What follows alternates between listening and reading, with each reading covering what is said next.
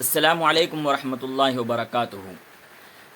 جو کربلا کا واقعہ پیش آیا اور جو یزید، جو وہ کون تھا یزید جس نے اسلام کی تاریخ کے اندر ایک ایسا کام سر انجام دیا جو دنیا کے اندر کبھی ایسا کام جو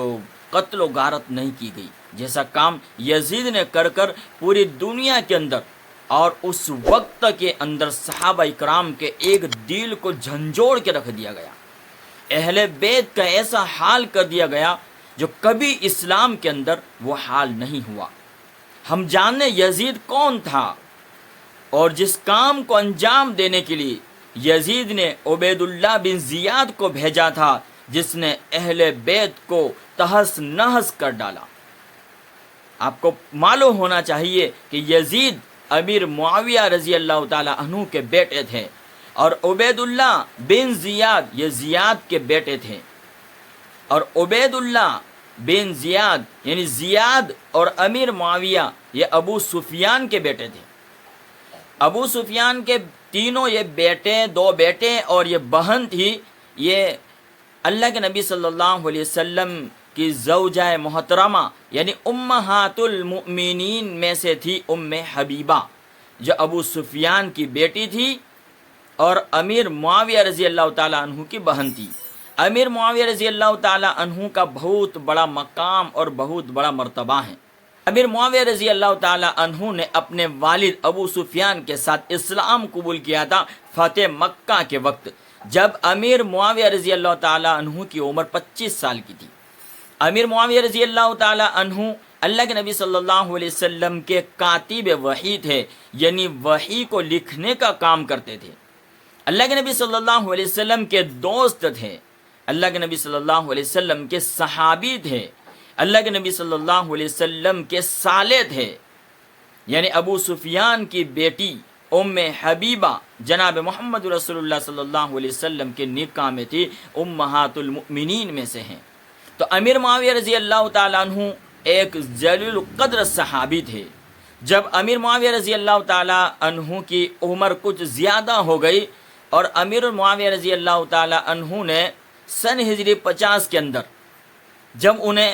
جب ان کی عمر زیادہ ہو گئی تو ان کو یہ لاحق ہوا کہ میں اپنی زندگی کے اندر کوئی ولی عہد مقرر کر دوں، یعنی کوئی خلیفہ، کوئی بادشاہ مقرر کر دوں تاکہ بعد میں چل کر کوئی جھگڑا پیش نہ ہو۔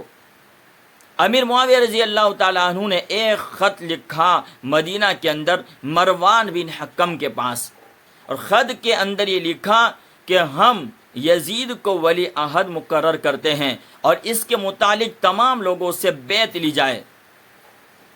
لیکن اس وقت جو مکہ اور مدینہ کے اندر بڑے جلیل القدر صحابی تھے، جو علماء اور مفتیان اکرام میں جن کا شمار ہوتا ہے، ایسے جلیل القدر صحابی مدینہ کے اندر موجود تھے۔ عبداللہ بن زبیر، عبداللہ بن عمر، عبداللہ بن عباس، عبد الرحمن بن ابو بکر، حسین بن علی، ایسے جلیل القدر صحابی موجود تھے۔ مروان بن حکم نے اس خط کو صرف آدھا سنایا، تمام لوگوں کو جمع کیا اور ان کے سامنے جمع ہو کر ایک تقریر پیش کی اور ان کو کہا کہ امیر المؤمنین یعنی معاویہ رضی اللہ تعالیٰ عنہ کا خط آیا ہے اور وہ یہ چاہتے ہیں کہ اپنی زندگی کے اندر کسی کو ولی عہد، کسی کو خلیفہ مقرر کر دیا جائے۔ تمام صحابہ کرام نے کہا کہ یہ تو بہت اچھی رائے ہیں کہ اپنی زندگی کے اندر کسی کو بادشاہ مقرر کر دیا جائے، یہ تو بہت اچھی خبر ہے، ہم تمام اس خبر سے خوش ہیں، متفق ہیں۔ مروان بن حکم نے کچھ دنوں کے بعد پھر تمام جلیل القدر صحابہ کو جمع کیا اور تمام صحابہ کے سامنے کہا کہ امیر المؤمنین امیر معاویہ رضی اللہ تعالی عنہ کا دوسرا خط آیا ہے، اور انہوں نے کہا ہے کہ ہم نے مسلمانوں کی بہتری کے لیے اور مسلمانوں کی اچھائی کے لیے اپنے بیٹے یزید کو ولی عہد مقرر کر لیا ہے۔ جب یہ خبر سنتے ہی عبد الرحمن بن ابو بکر صدیق رضی اللہ تعالیٰ عنہ اور حضرت عبداللہ بن زبیر، عبداللہ بن عباس، حسین بن علی رضی اللہ عنہ، یہ تمام صحابہ جو جلیل قدر صحابی تھے، یہ تمام کے تمام مخالفت کی اور فرمایا یہ اسلام کے بہتری کے لیے نہیں ہے بلکہ یہ اسلام کی بربادی کے لیے ہیں۔ یہ تو کیسر و کسریٰ کے مشابہ ہو گیا کہ باپ کے انتقال کے بعد بیٹا ولی عہد یعنی بیٹا بادشاہ بن جاوے۔ یہ اسلام کے ہم سب اس کی مخالفت کرتے ہیں۔ امیر معاویہ رضی اللہ تعالیٰ عنہ کو سب سے زیادہ مخالفت کا خدشہ اور مخالفت کا سب سے زیادہ زور تھا وہ حجاز یعنی مکہ اور مدینہ کی طرف تھا۔ امیر معاویہ رضی اللہ تعالیٰ عنہ نے خط و خطابت کے ذریعے اپنے تمام گورنر کو خط لکھ کر کے اپنے بیٹے یزید کی ولی عہد کے لیے ان تمام کو تیار کر لیا اور بہت سارے مال و دولت اور بہت سارے ہدایہ پیش کیے۔ لیکن مکہ اور مدینہ کی باری آئی تو امیر معاویہ رضی اللہ تعالیٰ عنہ نے حج کا ارادہ کیا آخری ایام میں، تاکہ وہاں جا کر لوگوں کے سامنے بات کی جائے۔ امیر معاویہ رضی اللہ تعالیٰ عنہ جب مدینہ منورہ کے لیے حج کے لیے نکلے تو مدینہ کے اندر جب پتہ چلا کہ امیر معاویہ مدینہ آ رہے ہیں تو مدینہ سے زبیر، عبداللہ بن عمر اور عبداللہ بن عباس اور حسین بن علی یہ مکہ کے لیے روانہ ہو گئے۔ جب امیر المؤمنین حضرت معاویہ رضی اللہ تعالی عنہ جب مدینہ منورہ کے اندر داخل ہوئے تو پتہ چلا کہ مدینہ سے یہ 4 حضرات مکہ روانہ ہو چکے ہیں۔ امیر معاویہ رضی اللہ تعالیٰ عنہ نے حکم مروان بن حکم کو بلایا اور ان کو کہا کہ لوگوں کو زیادہ سے زیادہ ہدیہ دیا جائے، ان کے تنخواہوں کے اندر بڑھوتری کر دی جائے اور ان کو بیت المال سے وظیفہ دیا جائے، اور جو قرض لینا چاہے ان کو قرض دیا جائے،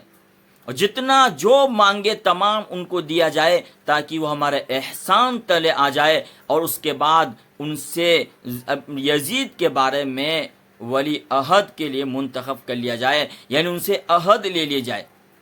تمام لوگوں کو بلا کر امیر معاویہ رضی اللہ تعالی عنہ نے تمام کو سمجھایا، اس کے بعد مکہ کی طرف روانہ ہوئے۔ امیر معاویہ رضی اللہ تعالیٰ جب مکہ پہنچے تو امیر معاویہ رضی اللہ تعالیٰ عنہ نے ان 4 حضرات کو عبداللہ بن عمر، عبداللہ بن زبیر، عبداللہ بن عباس اور حسین بن علی رضی اللہ عنہم کو بلوایا اور ان کے سامنے تقریر پیش کی اور ان کو سمجھایا کہ کیا میں اپنے بعد اپنے بیٹے یزید کو ولی عہد کے لیے منتخب کرتا ہوں، کیا تم میری اس بات کو تسلیم کرتے ہو، کیا تم عہد کرتے ہو؟ تمام کے اندر سب سے پہلے عبداللہ بن عمر رضی اللہ تعالی عنہ نے جواب دیا کہ ہم اس بات پر خوش ہیں اور ہم اس بات کو ماننے کے تیار ہیں کہ آپ کے جانے کے بعد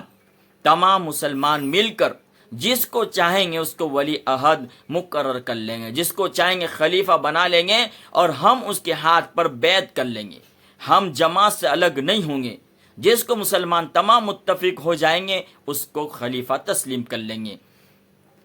عبداللہ بن زبیر جو ایک سخت مزاج کے تھے اور بڑے علم رکھنے والے تھے، بڑے زبردست صحابی ہیں، عبداللہ بن زبیر رضی اللہ عنہ جب رائے لی گئی تو عبداللہ بن زبیر رضی اللہ عنہ کہا کہ ہم آپ کے سامنے رائے پیش کرتے ہیں،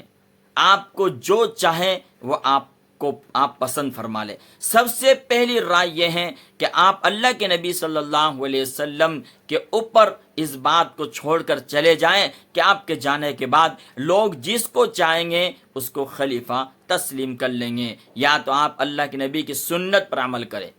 اگر یہ بات پسند نہیں ہے ابوبکر صدیق رضی اللہ تعالیٰ عنہ کی سنت پر عمل کریں کہ آپ کے جانے سے پہلے آپ کے خاندان اور آپ کے قبیلے کے علاوہ کسی اور شخص کو ولی عہد بنائیں۔ اگر آپ کو سنت صدیقی پر عمل کرنا ہے اور اگر یہ بھی پسند نہیں ہے تو سنت فاروقی پر عمل کریں۔ عمر فاروق رضی اللہ تعالی عنہ نے اپنے انتقال سے پہلے 6 آدمیوں کے نام زد کر دیا گیا تھا کہ ان 6 آدمیوں میں سے آپ جس کو چاہے اس کو خلیفہ تسلیم کر لیں اور ان میں سے آپ کا بیٹا نہ ہو۔ اور تمام جو بڑے بڑے صحابہ تھے تمام نے اس بات کے اوپر اتفاق کر لیا، ہم تمام اس سے راضی۔ اس کے بعد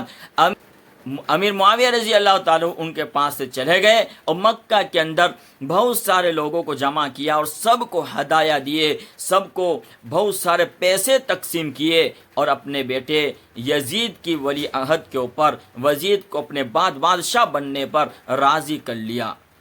ہو سکتا ہے کہ امیر معاویہ رضی اللہ تعالیٰ عنہ کو یہ خیال ہو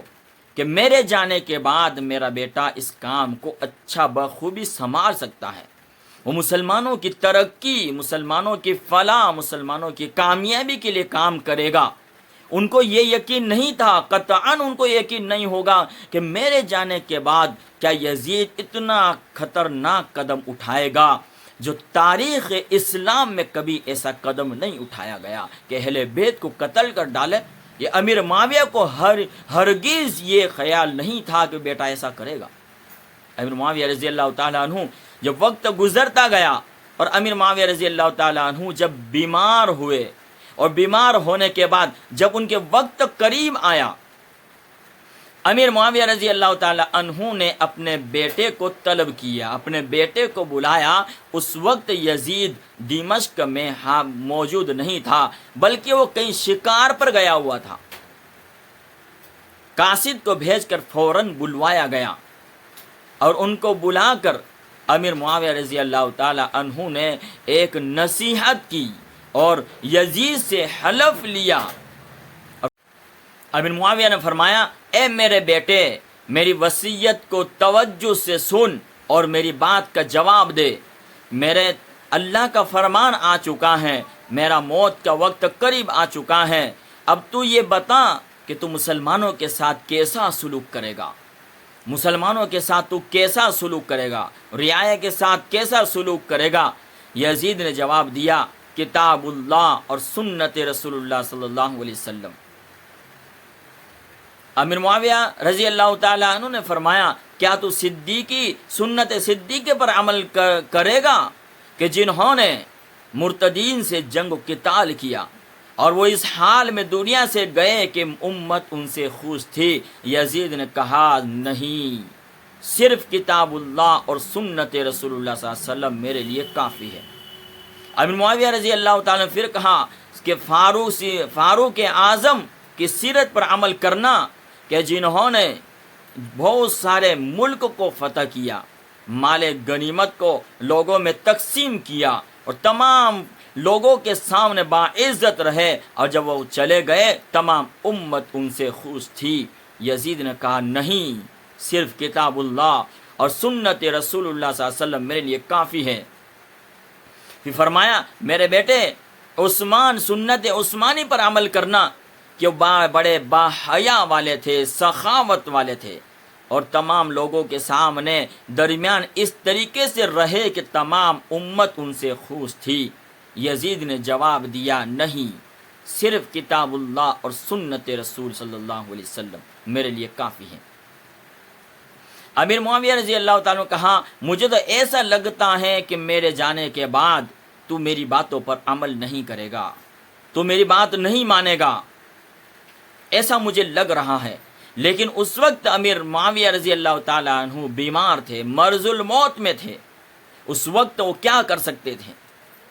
لیکن پھر بھی امیر معاویہ رضی اللہ تعالیٰ عنہ نے فرمایا کہ عبداللہ بن عمر رضی اللہ تعالیٰ عنہ کا کوئی خدشہ نہیں ہے، ان سے دشمنی کا مجھے کچھ